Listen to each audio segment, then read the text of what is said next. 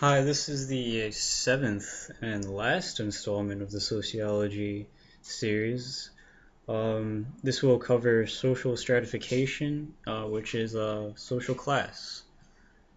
Before we get started, I have to warn you, the information that follows in this video is very, very general and uses vast, sweeping generalizations that are in no way intended for application. So don't be like those intro to psych students going around diagnosing everyone. Don't be going around trying to fit everyone into a social class because you just don't have the information that you need. This is just a very basic look at it just to get you to understand what goes into determining a social class and the descriptions of a social class.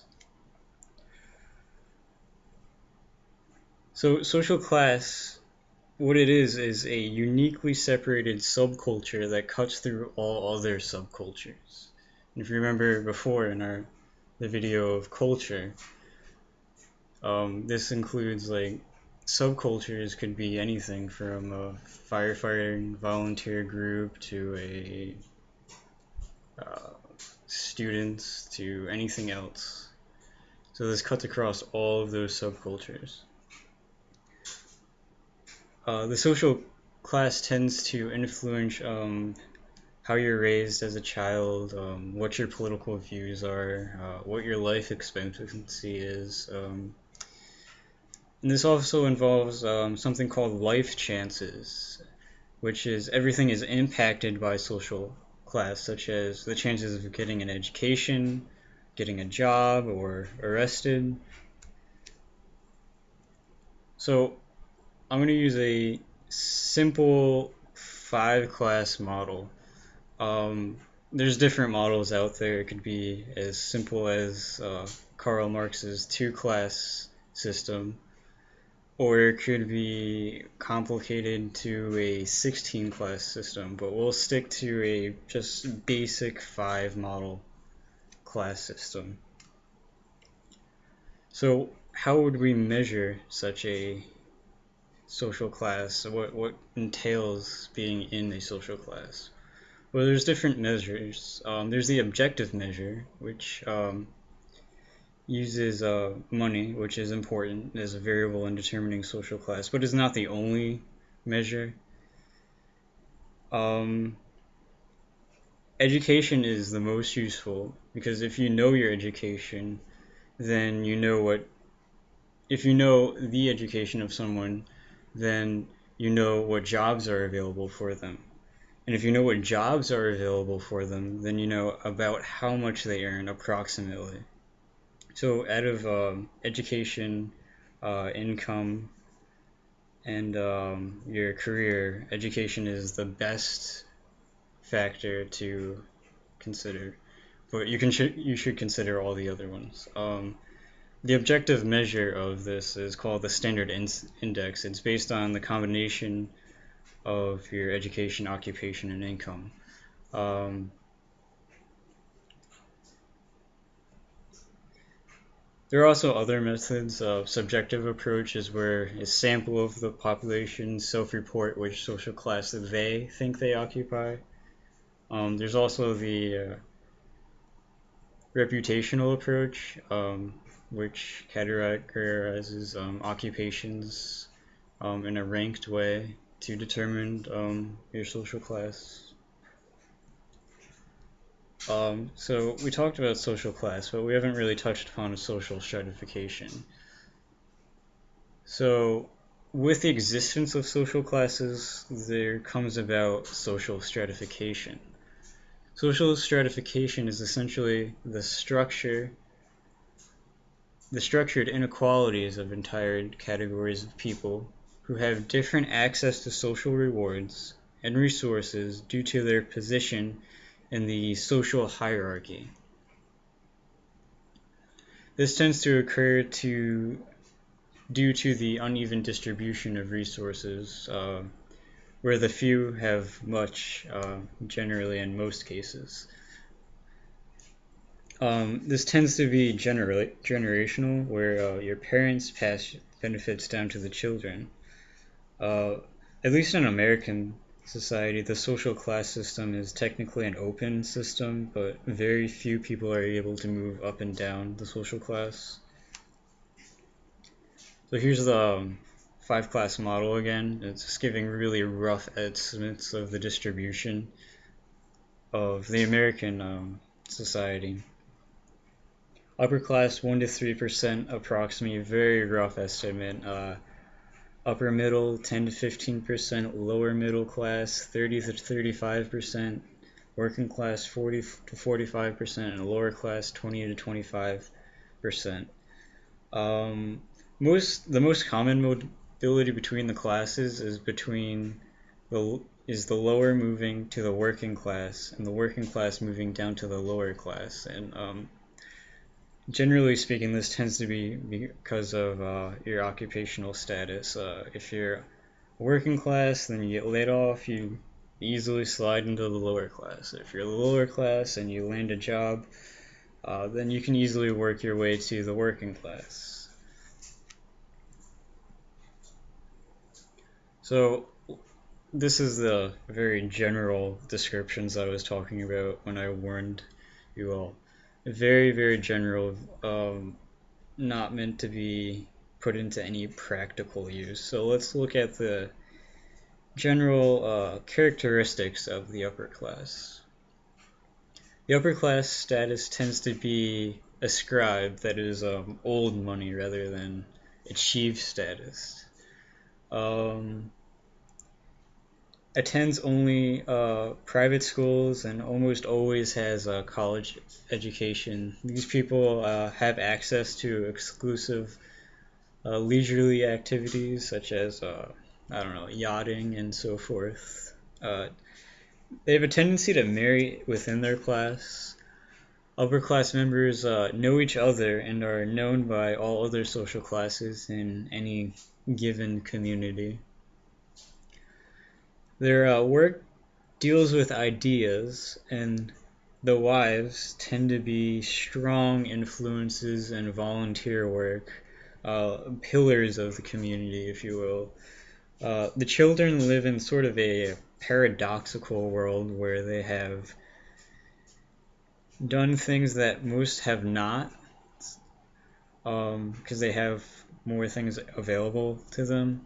But they have a tendency of being sheltered from exposure to any other social class. And despite the seemingly easy life, children tend to have a lot of pressure put on them to excel within this class. Another thing, these are wealthy people because their money works for them. They don't work for their money necessarily. Next, we have the upper middle class. They deal with not only ideas like the upper class, but also with people.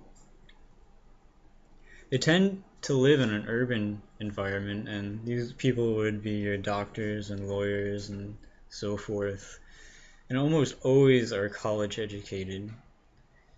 Children are expected to attend college, and wives are usually in a professional occupation. They are very active in the community through their volunteering and leadership. The primary goal is career advancement and tend to be more geographically and social mobile. What I mean by geographically, their careers and colleges tend to move them around the globe. And socially, they are very comfortable in other class settings, be it a upper class party or a working class bar. They're comfortable either way. The husband and wife relationship is sort of this real partnership, and they often recreate with other couples. Childhood socializations focus on discipline, effort, and education. Education is emphasized by not what it will do for you, but what education will make of you. Each class has a tendency to emulate the class above. So the upper class will try to emulate the upper class.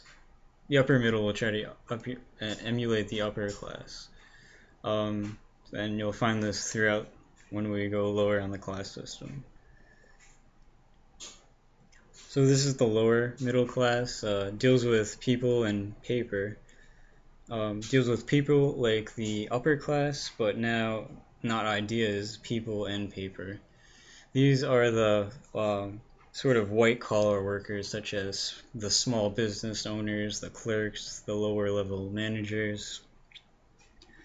They're very, very concerned about respectability because they view that as a value of the upper class, but that's not necessarily true. I mean, the upper class couldn't really care much about respectability. They also value hard work, honesty, and thrift. They value respectability. Like I said before, this will make them go out of their way to appear respectable, even if they don't have the means to. Like, if they'll might show this through objects such as a new house, a new car. Like, these are respectable people. The amount of education greatly varies. Could be associate's degree, maybe just out of high school. Wives tend to have jobs as opposed to careers. They have very, very strong nuclear families with a similar spousal dynamic as the upper class couples. That is the real sort of partnership. And the wives have a tendency to be really out there volunteering. The husbands have a strong involvement in the house chores and child rearing. Childhood values are similar to the upper class, such as intellectual curiosity and so forth. They really stress internal socialization when raising children instead of merely punishment and rewards. They really want to have the children understand the values and beliefs and so forth, rather than just having them want to do this because there's a reward or avoid doing this because there's a punishment and so forth. Next, there's the working class. These people tend to work with objects. These are your blue-collar workers, such as factory workers and mechanics. They have jobs as opposed to careers. They live with an internal conflict of attitudes in regard to education, which is very interesting. On one hand, they have a high respect for education because they respect their supervisors and want their children to be educated. But on the other hand, they don't see education as work. They disregard reading, writing as work, and often look down upon professors, accountants, and doctors because they don't really see that as real work, but they only see physical labor as work. Again, they value hard work, cleanliness, and again respectability because they perceive that as an upper class value. Not very likely to volunteer, fixated on status symbols such as home ownership, new cars, new appliances, because they are trying to aspire to the American dream and try to make themselves seem respectable. They maintain very strict gender roles, especially in raising their children, and are more likely to resort to external socialization, that is, punishments and rewards, rather than the lower middle class, which depends upon internal socialization.